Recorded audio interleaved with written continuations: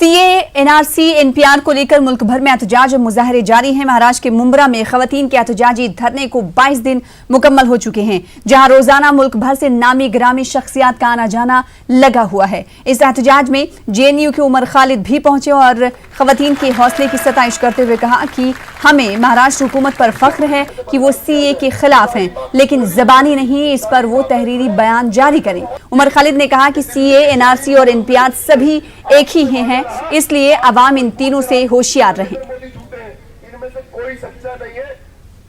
मौजूदा तहरीक को हिंदू मुस्लिम के नजरिए से नहीं देखना चाहिए, बल्कि ये मुल्क और दस्तूर बचाने की तहरीक है, क्योंकि जिस दस्तूर ने हमें आजादी दी है उसे बदलने की कोशिश की जा रही है। इन ख्यालात का इजहार मारूफ कम्युनिस्ट लीडर और मकतूल समाजी जिहदगार गोविंद पांसरे की बेटी सुनीता पांसरे ने किया। वो उस्मानाबाद के शाहीन बाग में इजहार यकजहती के लिए पहुंची थी। इस मौके पर सुनीता पांसरे ने आरएसएस पर मुल्क को हिंदू राष्ट्र में तब्दील करने का इल्जाम आयद किया और कहा कि वो मुल्क को फिर से 16वीं सदी में ले जाने के फिराक में हैं। संविधान संघर्ष समिति की जानिब से उस्मानाबाद में एक हफ्ता पहले शाहीन बाग आबाद हुआ और इस एहतजाज में हजारों की तादाद में खवातीन शिरकत कर रही हैं। आजचा हा संघर्ष केवळ हिंदू मुस्लिमांचा किंवा नागरिकत्वाच्या याच्यापेक्षा सुद्धा देश वाचवणं आणि संविधान वाचवणं असं आहे। त्यामुळे तुम्ही सातत्याने बघत असाल या सगळ्या महिला ज्या आहेत त्या संविधान वाचवा, देश वाचवा अशी भूमिका घेऊन, कारण संविधान वाचलं तर माणूस वाचणार आहे, कारण संविधानामध्येच माणसाला जगण्याचं स्वातंत्र्य दिलेलं आहे आणि त्याच संविधानावरती घाला घालण्याचं काम तेही सत्तेच्या आधारानं बहुसंख्याक आहोत असं समजून बहुसंख्याकांच्या आधारावर करतात। यामागचं खरं कारण जे आहे ते आरएसएस आहे। त्या मुशीमधून तयार झालेली ही सगळी माणसं आहेत, त्यामुळे त्यांचं राजकीय चारित्र्य तपासणं जास्त गरजेचं आहे आणि ते जर तपासलं तर लक्षात येईल की ही सगळी संघाचीच माणसं आहेत आणि यांना हिंदुत्व, हिंदू राष्ट्र आणायचं आहे, म्हणजे पुन्हा वर्णवर्चस्ववाद आणायचा आहे। पुन्हा ज्या 16व्या शतकातनं माणसांना पुढे आणले त्यांना पुन्हा मागं नेण्याचं काम हे जाणीवपूर्वक करतात। उधर दिल्ली के शाहीन बाग की तर्ज पर महाराष्ट्र के उदगीर के गांधी गार्डन में शुरू हुए खवातीन के एहतजाजी मुजाहरे को 20 दिन मुकम्मल हो चुके हैं। इस मुजाहरे में कसीर तादाद में खवातीन शिरकत कर रही हैं। खवातीन एहतजाज को लेकर इतनी संजीदा हैं कि बारिश में एहतजाज के लिए लगाए गए पंडाल छोड़ने के लिए तैयार नहीं हैं और ऐसे हालात में भी सीए की वापसी के लिए नारे लगा रही हैं। बारिश की वजह से सर्दी में भी यहाँ जबरदस्त इजाफा देखने को मिल रहा है, लेकिन खवातीन एहतजाज को ख़त्म करने के लिए तैयार नहीं हैं और एहतजाज के ख़त्म करने के बिल्कुल खिलाफ हैं। यहाँ स्कूली बच्चे हुब्बुल वतनी और कौमी यकजहती पर मबनी नज़में पढ़ रही हैं, तो हुब्बुल वतनी से सरशार फिल्मी नगमों को स्टेज पर भी पेश किया जा रहा है। यहाँ मुंबई, दिल्ली और दीगर शहरों की यूनिवर्सिटियों से तलबा और तालिबात के आने का सिलसिला भी जारी है। इस एहतजाज में अब पूरे ताल्लुका की खवातीन हिस्सा ले रही हैं और मरकज से सीए की मनसूखी, महाराष्ट्र के वज़ीर आला उद्धव ठाकरे से रियासती असम्बली में सीए की मुखालिफत में करारदाद मंजूर कराने का भी मुतालबा कर रही हैं।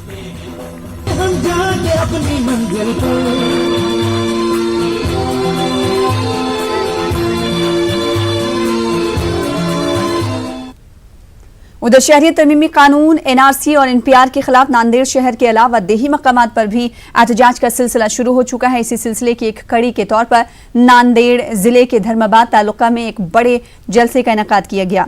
कुल जमाती तहरीक धर्माबाद की जानिब से मुनक्किदा जलसे में बाबरी मस्जिद एक्शन कमेटी के कन्वीनर एडवोकेट जफर याब जिलानी और मालेगांव से एमआईएम के रुकन असेंबली मुफ्ती मोहम्मद इस्माइल कासमी और नांदेड़ के मौलाना अजीम रिजवी को मदऊ किया गया था। इस तहरीक को मजीद मौसर अंदाज में चलाने के लिए तमाम मज़ाहिब के लोगों को इससे जुड़ने की अपील की गई और जलसे में कसीर तादाद में मर्द और खवातीन ने शिरकत की। जलसे के दौरान मुकर्रीन ने शहरियत तरमीमी कानून से मुताल्लिक लोगों के जहनों में पाए जाने वाले सवालात के भी इत्मीनान बख्श जवाब दिए। अच्छी तरह से ये बात है कि हमारा ये इजलास तो सुप्रीम कोर्ट के फैसले से कोई असर पड़ने वाला नहीं हमारी तहरीक पे। सुप्रीम कोर्ट सीए को जायज़ करार दे या नाजायज़ करार दे, संवैधानिक है या असंवैधानिक है, हमारी लड़ाई सिर्फ सीए से नहीं है, एनपीआर से भी है, एनआरसी से भी है। वो उसका कोई एक्ट नहीं पास हुआ है, वो एक्ट पहले से मौजूद है, रूल्स पहले से मौजूद हैं। तो लिहाजा ये जहनों से आप निकाल दीजिए कि सुप्रीम कोर्ट, लोग अक्सर कहते हैं 22 तारीख को मुकदमा लगा है, देखिए क्या होता है, कोई फिक्र न कीजिए उसकी।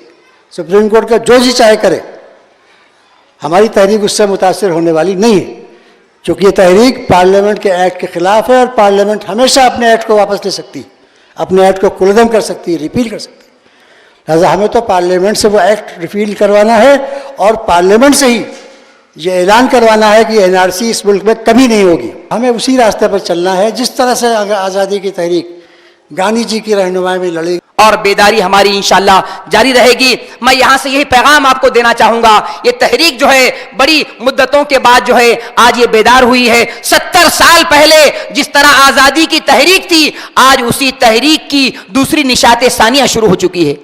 आज हिंदुस्तान का एक नौजवान, बच्चा, बूढ़ा सभी इस मिल्क को, इस बात को आगे बढ़ा रहे हैं और इंशाल्लाह तबारक व तआला मैं उम्मीद करता हूं कि वो दिन आएगा कि इंशाल्लाह वो कानून रद्द भी हो जाएगा। इसलिए हमारा हिंदू भाई ये ना समझे आरएसएस वालों के समझाने से कि हमारा कुछ बिगड़ने वाला नहीं है, और मुसलमान ये धोखे में ना रहे कि अगर अमित शाह और मोदी घूम घूम करके बोल रहे हैं कि मुसलमानों को घबराने की कोई जरूरत नहीं है, ये झूठी तसल्ली दे रहे। तो शहरी तरमीमी कानून, एनपीआर और एनआरसी के खिलाफ मुल्क के कई शहरों में शाहीन बाग आबाद हो चुके हैं, लेकिन औरंगाबाद में एक मुस्लिम नौजवान ऐसा है जो अकेला ही जिला कलेक्टर दफ्तर के रूबरू एहतजाज कर रहा है। इस नौजवान ने खुद को जंजीरों में जकड़ रखा है। तातील के रोज ये दिल्ली गेट की शाहीन बाग में जारी एहतजाज में शामिल हो जाता है। हमारे नुमाइंदे अजहरुद्दीन ने इस अनोखे अंदाज को जानने की कोशिश की है और ये बातचीत देखिए मुख्तसर।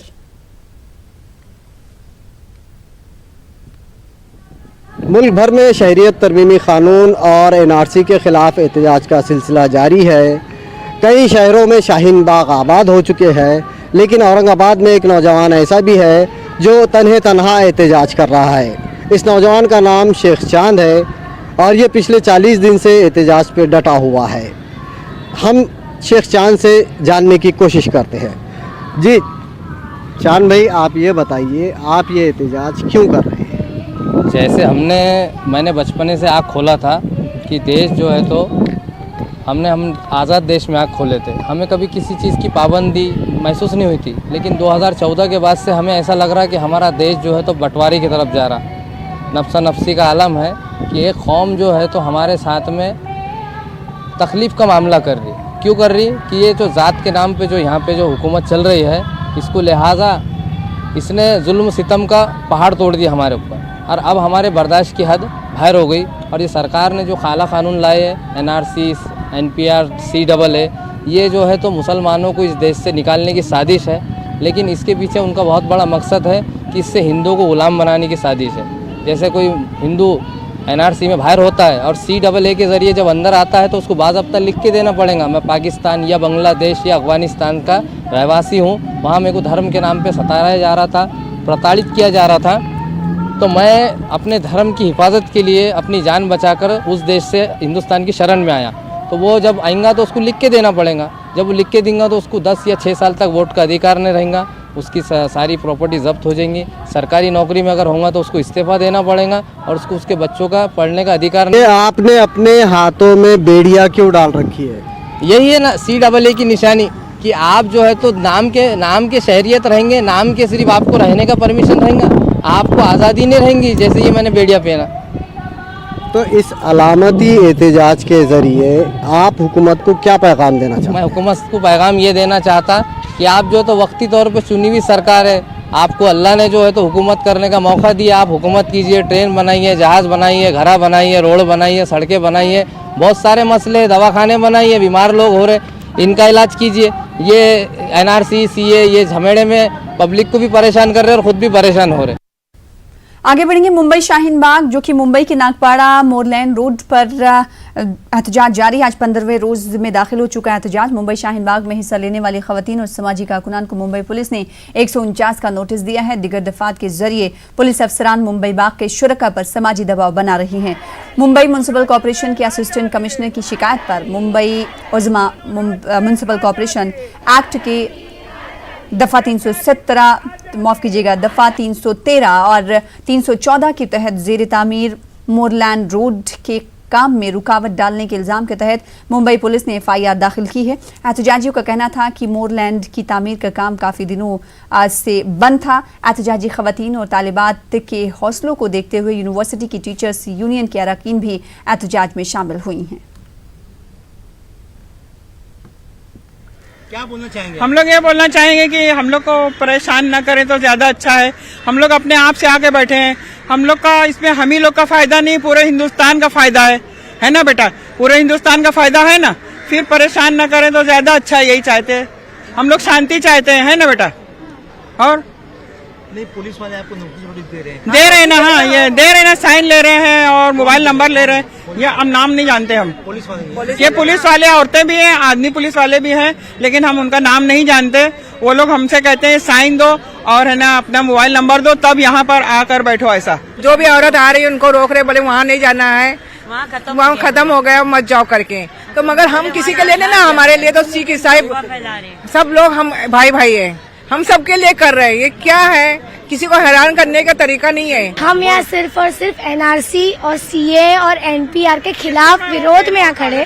जो यहाँ पुलिस जो कर रही है वो बिल्कुल सही नहीं कर रही है। पुलिस ने बहुत गलत चीज कर, नोटिस भिजवाना बेवजह कर जो यहाँ पब्लिक को उठा रही है, क्या ये पुलिस सही कर रही है? पुलिस वाले खुद ही सोचे, यहाँ जो ये लोग, क्या ये सिर्फ हमारे लिए हो रहा है? जो वहाँ नारे लिखे गए हिंदू मुस्लिम सिख ईसाई आपस में भाई भाई, तो क्या ये नारा सही नहीं है? ये हम लोग सब लोग के लिए हम लोग यहाँ खड़े। ये जो हम लोग को नोटिस दिया जा रहा है, जो पब्लिक यहाँ हम लोग को समझाने के लिए आ रही है, उन लोगों को ये नोटिस दिया जा रहा है कि वो लोग हम लोगों को भड़का रहे हैं। ऐसा कुछ नहीं है, वो लोग हम लोग को भड़का रहे नहीं है, वो लोग हम लोग को ये सब चीज के बारे में बता रहे हैं कि ये सब चीज क्या है। यहाँ पर पुलिस जरा टॉर्चर कर रही है। जितनी औरतें आज आई है, और हमारे यहाँ ना मिनिमम 3,000 के ऊपर ही औरतें रोज रहती है, 3-4 हजार, 2 दिन से तो 5 से 7 हजार औरतें जमा हुई है।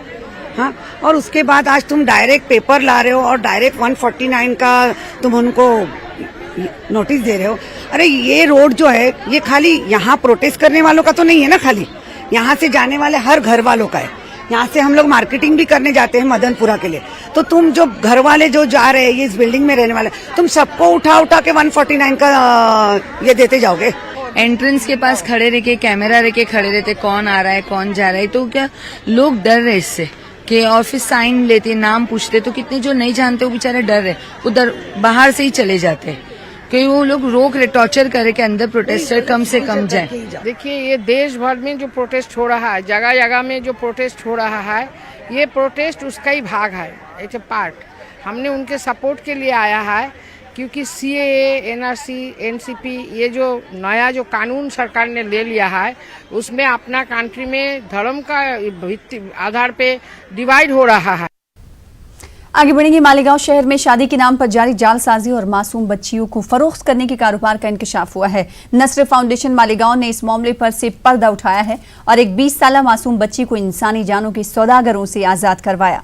नस्र फाउंडेशन मालेगांव के अरकान ने उर्दू मीडिया सेंटर पर प्रेस कॉन्फ्रेंस कर इस मामले की तफसीलात बताई। रियासत के परभनी शहर के रहने वाली एक लड़की का रिश्ता मालेगांव के दयाना इलाके के रिहायशी शेख इमरान शेख आबिद से शबाना शाह नामी एक खातून ने तय करवाया। 21 जनवरी को फातिमा और इमरान शेख की रस्म रिवाज के मुताबिक निकाह हुआ। इंसानी जानों के सौदागरों शेख इमरान और शबाना शाह ने इस साजिश के तहत शादी के 4 दिन बाद मुतासर लड़की का तलाक भी करवा दिया और शेख और एजेंट शाह ने उसे कमरे में बंद कर मारा पीटा भी और चंद रुपयों के एवज उसे मुंबई में फरोख्त करने का मंसूबा भी बनाया जा रहा था। यह भी इंकशाफ हुआ है कि इमरान शेख पहले से शादीशुदा है और उसके बच्चे भी हैं।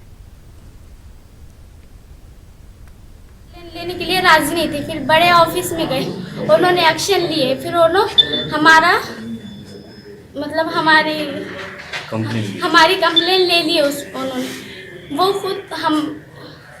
वो हमारी कंप्लेन ले ली उन्होंने। अभी आप क्या चाहते हैं? हम इंसाफ चाहते हैं और कुछ भी नहीं। और वो पैसे भी देने के लिए राजी थे, लेकिन हम नहीं। हमको 10 लाख भी दिए या 50 लाख भी, कितने भी दिए, तो भी हम 1 रुपया भी नहीं लेंगे। हमें सिर्फ इंसाफ होना, पैसा नहीं चाहिए।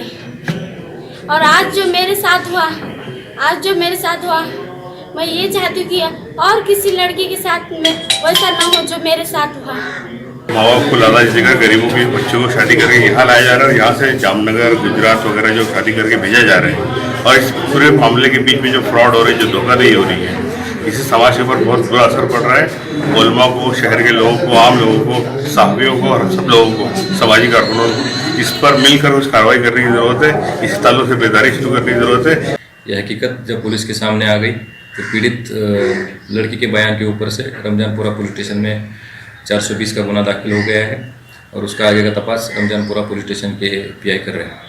सर आरोपी अटक हो जाएंगे सर? उसमें दो आरोपी है, वो उनका तपास चालू है, वो जल्दी अटक हो जाएंगे। आगे बढ़ेंगे और रुख करेंगे खास बात कर्नाटक का। सबसे पहले नजर हेडलाइंस पर। शाहीन बाग की तर्ज पर गुलबर्गा में शाहीन बाग का तजुर्बा, खवातीन का एहतजाज जारी। एनआरसी ना कराने से मुतालिक हुकूमत की यकीन दहानी पर भरोसा करने से खवातीन का इनकार। बेंगलुरु में इत्तेहाद मिल्लत कॉन्फ्रेंस का इनेकाद, ईरान के मुमताज आलमदीन आयतुल्लाह अली रजा अराफी का खिताब, कहा मुख्तलिफ मज़ाहिब के दरमियान इत्तेहाद के लिए हिंदुस्तान है एक नमूना। पार्लियामेंट के बजट इजलास में वजीर आजम ने मईशत, सरमायाकारी और नौकरी पर नहीं की कोई बात। बेंगलुरु में कांग्रेस के तर्जुमान डॉक्टर नासिर हुसैन का बयान।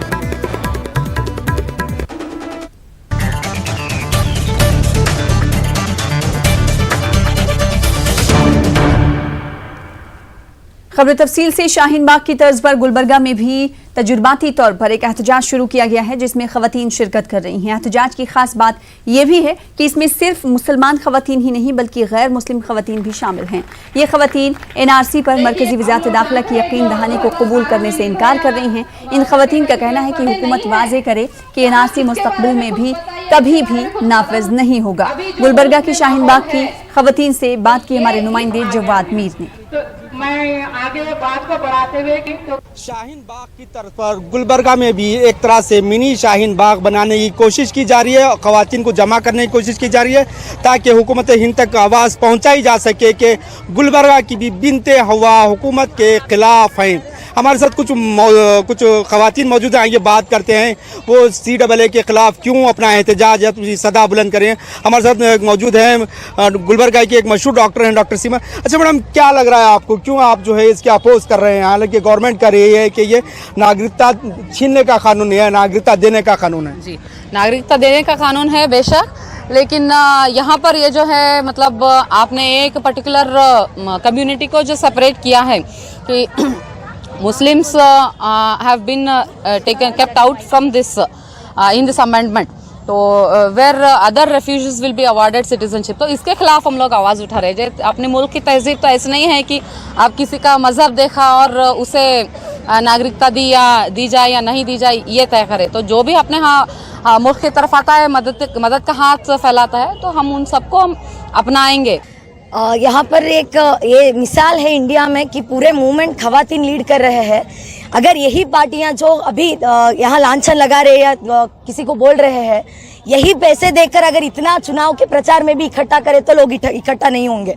जो ये जो बोल रहे हैं, अपने हक के लिए जो लड़ाई लड़ी जा रही है, अपने राइट्स के लिए जो लड़ाई लड़ी जा रही है, इनको ये लोग डाइवर्ट करना चाह रही है।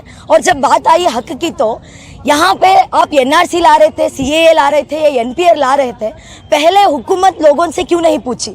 इस देश में लोगों के सामने क्यों बातें नहीं रखी? रातों रात क्यों नोटबंदी होती है? रातों रात क्यों डिसीजंस होते हैं? रातों रात NPR या CAA क्यों लागू होते हैं? पर जो हम हिंदू और मुसलमान के लिए नहीं खड़े हैं, हम यहाँ पर ठहरे हैं तो इंसानियत के लिए ठहरे हैं। अगर उस भाई बहन के लिए, अगर मुसलमान के लिए नहीं है तो हम घर में जाके आराम से सो जाते हैं, ऐसा मतलब नहीं है। प्रधानमंत्री जो है अभी भारत में कई सारे जो जनता है यहाँ पे, कई सारे जो एजुकेटेड, जो इंजीनियर्स बन के निकल रहे हैं, जो कई सारे ग्रेजुएट्स बन के निकल रहे हैं, तो उनको आज अनएम्प्लॉयमेंट का इतना बड़ा प्रॉब्लम है कि यहाँ पे बेरोजगारी बहुत आम है। और शिक्षा तो ले रहे हैं, यहाँ के छात्र जो शिक्षा तो ले रहे हैं, लेकिन उनके लिए कोई जॉब नहीं है, कोई नौकरी नहीं है। ये थे गुलबर्गा के मिनी शाहीन बाग के ख़वातीन, जिनका कहना यह है कि इंसानियत की बुनियाद पर अगर से हुकूमत कानून बना रही है तो इंसानियत की बुनियाद पर ही कानून बनने चाहिए। और जो जिसमें जो प्रोसिक्यूटेड माइनॉरिटीज़ में जो है, जो मुस्लिम जो अहमदिया सेक्ट जैसे सेक्ट है, उनको भी उसमें शामिल किया जाना चाहिए। और हुकूमत को ये वाज़े कर देना चाहिए लिखत में, अब NRC अभी नहीं हमेशा के लिए नहीं ला रही है। न्यूज़ 18 उर्दू, गुलबर्गा, जवाद मीर। बेंगलुरु में अंजुमन इमामिया के तहत इत्तेहाद मिल्लत कॉन्फ्रेंस मुनक्किद हुई। हिंदुस्तान के दौरे पर आए ईरान के मुमताज आलिम दीन आयतुल्लाह अली रजा अराफी ने इस कॉन्फ्रेंस में कलीदी खिताब किया। कर्नाटक के अमीर शरीयत मौलाना सगीर अहमद रशादी ने इस अहम इजलास की सदारत की। शिया सुन्नी मुसलमानों के दरमियान इत्तेहाद का खूबसूरत मंजर इस इजलास में देखने को मिला। आयतुल्लाह अली रजा अराफी ने कहा कि 2 सतहों पर इत्तेहाद को मजबूत करने की जरूरत है। सबसे पहले मुसलमान आपस में मुत्तहिद रहें, साथ ही दिगर मज़ाहिब के साथ इत्तेहाद कायम करें। ईरान के सरकर्दा आलिम दीन ने कहा कि मुख्तलिफ मज़ाहिब के दरमियान इत्तेहाद का बेहतरीन नमूना हिंदुस्तान है। इनके इंक़िलाब इस्लामी और इनके इंक़िलाब अर्ज़श‌हाय इलाही सरशार अज़ शुजाअत व रशादत است اما اهل عقل و منطق است ما با روش‌های افراطی و تندروی‌ها مخالفیم ما معتقد به هم بستگی همه امت اسلامی इस्लामी जमहूरी ईरान ने हमेशा से अफराद गिराई और आपकी शिद्दत पसंदी और इंतहा पसंदी की। इस्लामी जमहूरी ईरान ने हमेशा से उसकी मुखालिफत की है और हमने ये कोशिश की है कि तमाम मुसलमानों ने आलम को अक़ल के जरिए और इत्तेहाद के जरिए आपस में एक दूसरे से जोड़ दिया जाए। और हम इस बात के मुतक़िद हैं कि मुसलमानों को आपस में एक दूसरे से मिलना चाहिए, एक दूसरे से आपस में एक दूसरे से नजदीक होना चाहिए। हकीमुल इस्लाम हकीमुल मिल्लत रहमतुल्लाह अलैह ने फरमाया कि लोग आपस में मुख्तलिफ तो हो सकते हैं लेकिन एक दूसरे के मुखालिफ नहीं हो सकते। तो हम एक दूसरे के मुखालिफ नहीं होना चाहिए। इख्तिलाफ होता है मसालिक के एतबार से, मसलक के एतबार से इख्तिलाफ होता है, ये फ़ुरूई एतबार से इख्तिलाफ है। बहुत सारी चीज़ों में इख्तिलाफ है। अल्लाह के रसूल अलैहिस्सलातु वस्सलाम ने फरमाया कि इख्तिलाफ भी रहमत है, इख्तिलाफ होना भी ज़रूरी है, लेकिन उस इख्तिलाफ को झगड़े तक पहुंचाना और आपस में एक दूसरे पर कीचड़ उछालना ये इस्लाम का तरीक़ा नहीं है, न अल्लाह के रसूल अलैहिस्सलातु वस्सलाम की तालीमात हैं। आज के जलसे के मेहमान थे आयतुल्लाह अराफी जो ईरान से तशरीफ़ लाए थे। उनका पैगाम दुनिया के मुसलमानों के लिए यही था कि हमारे मुश्तरकात ज़्यादा हैं मुसलमानों के दरमियान, इख्तलाफ कम है। हम लोग अकायद में एक हैं और फ़िक़ा भी हमारा 70-80% एक ही है, मुसलमानों का अखलाक़ी उसूल भी एक ही हैं और हमारा मनफ़ियत भी एक है, दुश्मन भी एक है। वज़ीर-ए-आज़म नरेंद्र मोदी मुल्क के सुलगते हुए मसाइल पर खामोश हैं। पार्लियामेंट के बजट इजलास में पीएम मोदी ने मुल्क के असल मसाइल पर बात ही नहीं की। वज़ीर-ए-आज़म मुल्क के अवाम को सीए की सियासत में उलझा रहे हैं। कांग्रेस के तर्जुमान और राज्यसभा के रुकन डॉक्टर नासिर हुसैन ने बेंगलुरु में ये बात कही। इनको साल भर में इन्होंने देश भर के लिए क्या किया, 6 महीने चुनाव के पहले और 6 महीने चुनाव के बाद, कितने नौकरियां दी, कितना पैसा बाहर से लेके आए, कितना इन्वेस्टमेंट इन्होंने कराया, जीएसटी पे क्या हुआ, कितना कलेक्शन हुआ, डीमोनेटाइजेशन के कितने इफेक्ट्स हैं, नौकरियां गए या नौकरियां आए, या कितना जो है फॉरेन टेक्नोलॉजी लाए, एग्रीकल्चरल प्रोडक्शन कितना हुआ, जीडीपी का ग्रोथ कितना हुआ, इंडस्ट्रियल प्रोडक्शन कितना बढ़ा, एक्सपोर्ट्स कितने बढ़े, किस पे कितने पैसे खर्चा कर रहे हैं, ये साल भर में जो पैसा खर्च किए हैं उससे उसका प्रोडक्टिविटी क्या है, उससे क्या फ़ायदा, क्या लाभ आवाम को हुआ, ये तमाम चीज़ों के बारे में कोई जिक्र नहीं था उनके भाषण में। ये बिल्कुल ऐसा लग रहा था कि ये जो है एक आदमी खड़ा हुआ है हिंदुस्तान की आवाम को 2 हिस्सों में डिवाइड करने में, वो लोग और हम लोग, ऐसा वो डिवाइड करने में जो हम खड़े। शहरी तरमीमी कानून के खिलाफ जिला बिदर की खवातीन ने एहतजाज का मोर्चा संभाला। शहर बिदर में खवातीन के एहतजाज के बाद अब चटगोपा की खवातीन ने भी एहतजाज किया। यहाँ की खवातीन ने यौम दुआ मनाया और नफिल रोज़ा रखा। इस मौके पर बारगाह इलाही में खुसूसी दुआ की गई कि मुल्क में बदअदमी का खात्मा हो।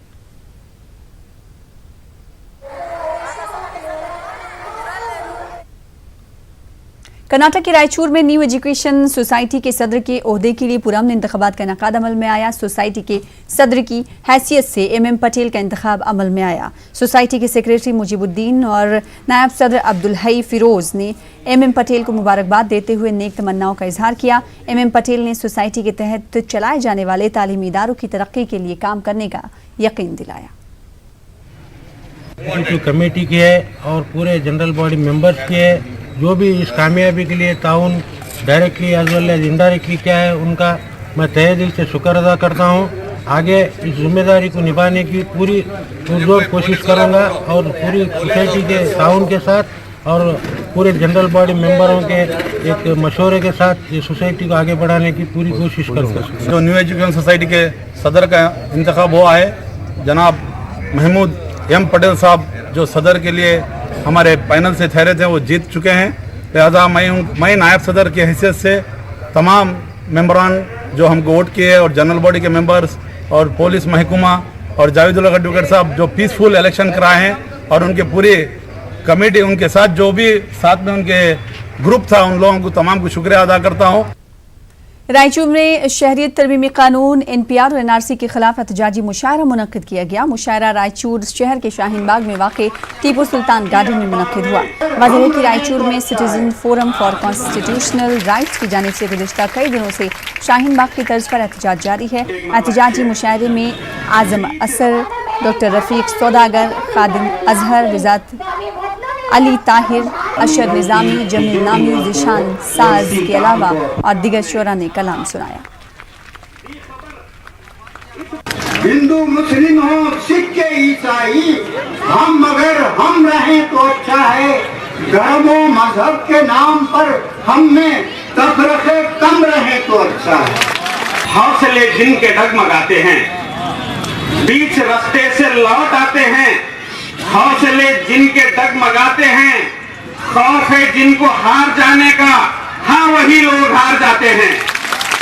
वतन से प्यार भी ईमान ही का हिस्सा है। वतन से प्यार भी ईमान ही का हिस्सा है। मुसलमान हिंदू को माँ और अमा समझता है। फिलहाल इसी के साथ इस बुलेटिन में इतना ही। दीजिए इजाजत। देखते रहिए न्यूज़ 18 उर्दू। आदाब। इस न्यूज़ हेडलाइंस के